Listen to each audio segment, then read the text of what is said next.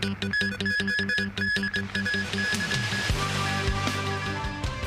service on the MTR Chinwon line returns to normal.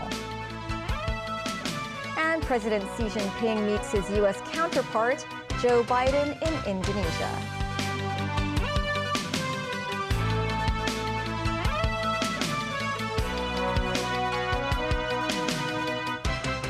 The MTR service on the Chinwon line fully resumed this morning after yesterday's train derailment incident, which caused a suspension of the service between Jordan and Liking stations. The rail operator revealed today that, according to their initial investigation, the cause of the incident was a displaced metal fence. Christy Khan has more. After being suspended for more than 10 hours, Yamate Station was reopened this morning with crowds of commuters taking trains during rush hour. The MTR had arranged staff members to monitor the situation. The rail operator said repair works were conducted overnight, adding that the train service on the Chinwon line fully resumed as scheduled. This resident said she wasn't worried too much because not all the trains had been affected. Although the service disruption has come to an end, some commuters were still concerned about safety issues. This passenger said he would avoid standing next to the train door. The accident happened at around 9 yesterday morning. A bogie of the first compartment of the train derailed at Yamate Station, causing 2 sets of train doors to be torn off. As a result, hundreds of passengers on board had to be evacuated, and the train service between Jordan and Liking stations on the Chinwon line was suspended for the rest of the day. The rail operator today said the initial investigation shows that the train might have hit a metal component next to the tracks, resulting in the derailment. After the incident, they checked the other 30 similar components installed in some stations overnight and confirmed that they are safe. Additionally, the MTR emphasized that staff members were on hand to offer immediate assistance yesterday to some 150 passengers who left the train via an emergency exit and walked to Mongkok Station along the railway track. They added that staff members had also patrolled the tunnel to ensure no one was left behind. The operator said the company would review the existing evacuation arrangements and examine how they could be improved in the future. Meanwhile, Secretary for Transport and Logistics Lam Sai-hung said today that the MTR would have to submit a comprehensive investigation report in 2 months, noting that a preliminary report is set to be submitted to the authorities by Wednesday. Christy Khan, TVB News. President Xi Jinping is holding his first in-person meeting with U.S. President Joe Biden since the latter took office. The meeting is taking place on the Indonesian island of Bali ahead of the G20 summit, which gets underway there tomorrow. The discussion comes with ties between Beijing and Washington remaining strained over various economic and geopolitical issues. Daniel Rao tells us more. Ahead of their discussion, President Xi Jinping and US President Joe Biden greeted each other with a handshake at a luxury resort hotel on the Indonesian island of Bali. Beginning their conversation, President Xi said that he hopes the pair would elevate the relationship between China and the US, and that he was prepared to have a candid and in-depth exchange of views with Biden. Biden said he and Xi have a responsibility to show that their nations can manage our differences and identify areas of mutual cooperation. The two leaders are expected to discuss Taiwan, Ukraine, and North Korea's nuclear program. Both men entered the highly anticipated meeting with strengthened political standing domestically.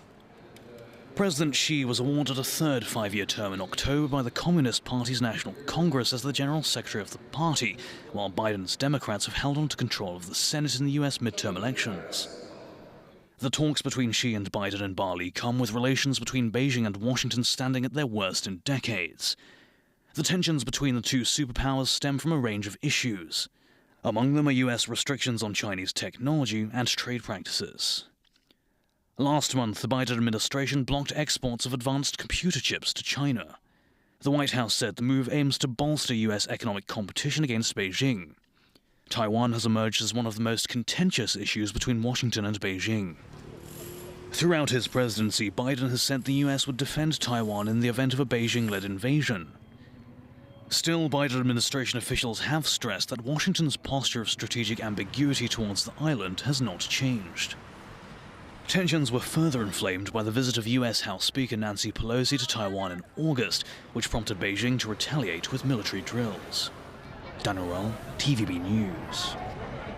U.S. President Joe Biden's Democrats have beaten expectations in the midterm elections and retained the U.S. Senate.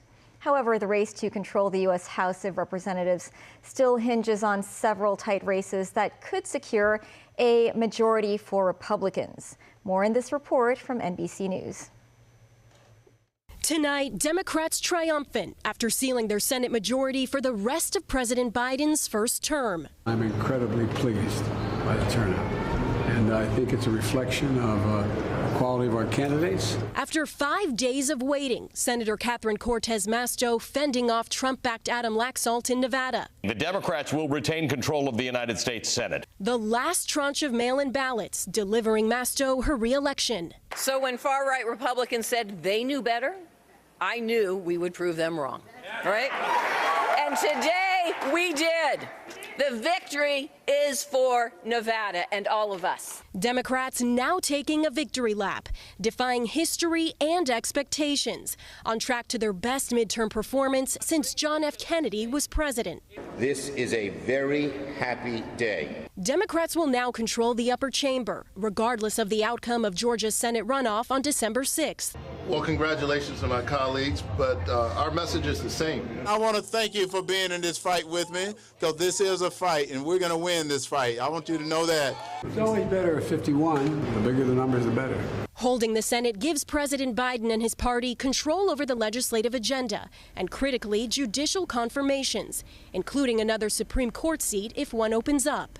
All eyes now on which party will control the House. The balance of power on a knife's edge, with nearly 24 seats still up for grabs. There's so many votes still out, and so we'll see where this takes us.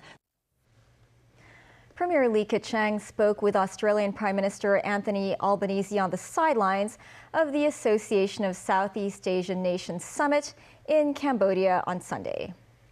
This comes with Albanese expected to hold formal talks with President Xi Jinping at the G20 summit in Bali, Indonesia, which formally gets underway on Tuesday.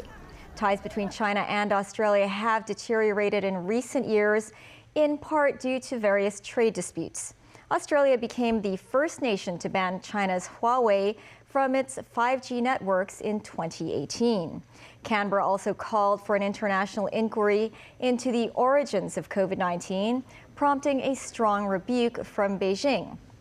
Still, Albanese described his discussion with Premier Li Keqiang as positive and constructive. Australia, New Zealand. It was constructive, it was positive, and I think it's a good thing that it happened. I've said repeatedly about the relationship with China that we should cooperate where we can, and that dialogue is always a good thing. And last night's dialogue was very positive with Premier Li, and I thank him for it. Turkish police say they have arrested 22 people in connection with yesterday's bomb blast in Istanbul that left at least 6 people dead and dozens of others injured. They say the person suspected of planting the bomb was also arrested. The blast went off in the late afternoon on Sunday at a pedestrian avenue during its busiest time. Turkish police today released footage of commandos bursting into an apartment and arresting the female suspect. Turkey blamed Kurdish militants for the blast. The 6 who died were all Turkish citizens. Officials say the order for the attack was given in Kobani, a city in northern Syria where Turkish forces have carried out operations against the Kurdish YPG militia. Turkish President Tayyip Erdogan described the bombing as a treacherous attack in a press conference before he left for Bali, Indonesia, to attend the G20 summit. Israel's president has called on former Prime Minister Benjamin Netanyahu to form a government after elections earlier this month indicated a win for him. Netanyahu now has 6 weeks to try to cobble together a government with his ultra-nationalist allies. He will be replacing the short-lived but ideologically diverse government that lasted 18 months. He struck a moderate tone Sunday, saying he would try to put together a stable government that would work for all residents of Israel. The incoming administration, though, could be the most right-wing in Israeli history. Ultra-religious parties oppose Palestinian statehood, want the West Bank annexed, and are against LGBT rights. And still ahead, Ukraine's president accuses Russian forces of war crimes before they pulled out of Kherson City. The Privacy Commissioner issues enforcement notices against 2 firms for sharing customers' personal data. And a wild boar plunges to its death from the rooftop of the disused Western Police staff quarters.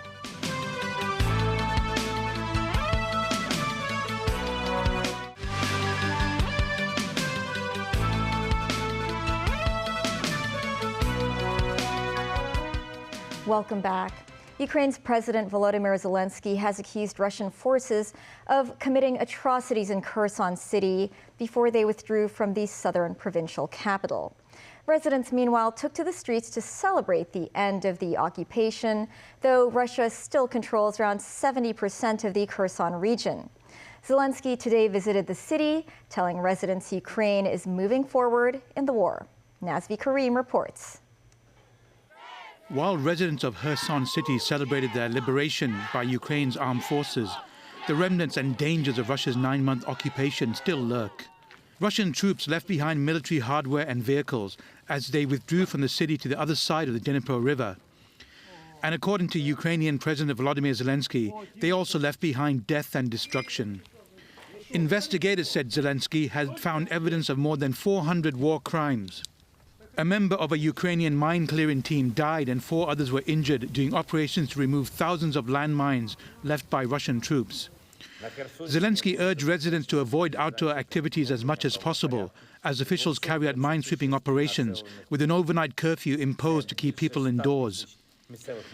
The Russian army left behind the same savagery it did in other regions of the country it entered, Zelensky said in his nightly address. His allegations could not be independently verified, and Russia denies intentionally targeting civilians. A United Nations commission in October said war crimes were committed in Ukraine and that Russian forces were responsible for the vast majority of human rights violations. According to Ukraine, the Russians also plundered loot from the homes of Ukrainian soldiers, destroyed crucial infrastructure, and left the city without electricity, water, and communications.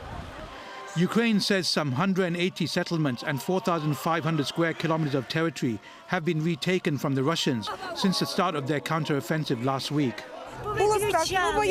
This woman said, "We only knew fear. We were afraid of everything. We were afraid of the sound of cars.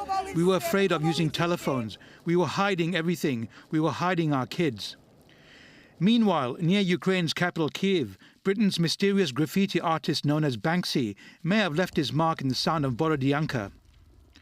A painting of a gymnast doing a handstand has appeared on the wall of a wrecked building, believed to be the work of Banksy.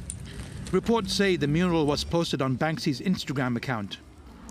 Another painting of a small boy throwing down a bigger man wearing a judo outfit is also believed to be Banksy's piece, though the artist hasn't posted it on Instagram. Russian President Vladimir Putin is known to be a judo practitioner. Nazvi Karim, TVB News. Back at home, Hong Kong's daily COVID tally surpassed the 6,000 mark for the 2nd consecutive day. The city logged 6,014 new cases today, with 556 of them imported. 13 care homes for the elderly and the disabled reported infections. More than 1,851 cases were identified in 811 schools. 10 more patients died, bringing the death toll in the current pandemic wave to 10,323. The Office of the Privacy Commissioner for Personal Data has issued enforcement notices against 2 firms for violating the Personal Data Ordinance.